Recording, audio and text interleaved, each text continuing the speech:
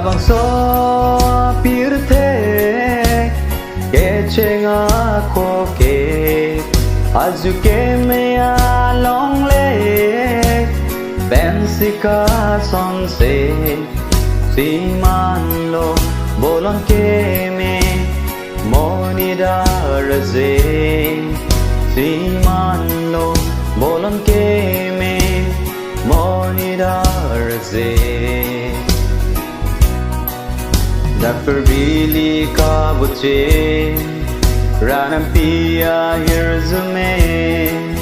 do pelo pen long lo reng dorini montan non la da perbi baka hing no zum bam si isum ke boy pen buche nang kai ke ai ra sang dozi mohala ki zudarni monira kayan versi likang sai pa du pozi kuan pere me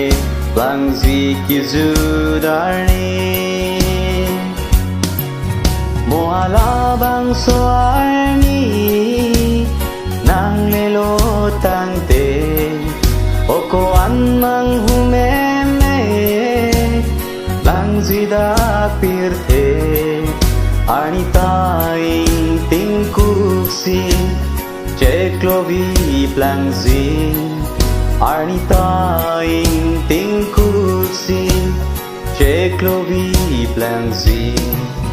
moala bang soarni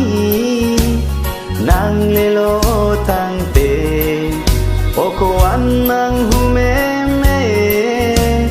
langzi da pirte anita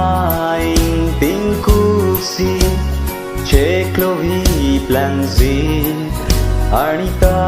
in tinkuksi ceklovi plangzi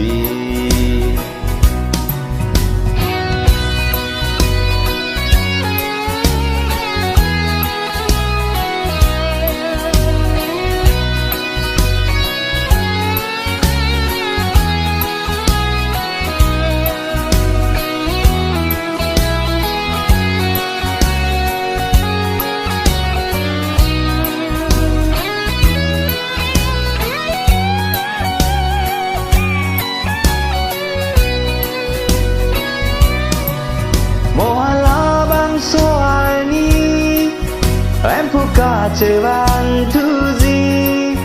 opo aram kan sai zi aira sandozi oga tu manzog longzi baba tu man wir desi mohala bangso gizurani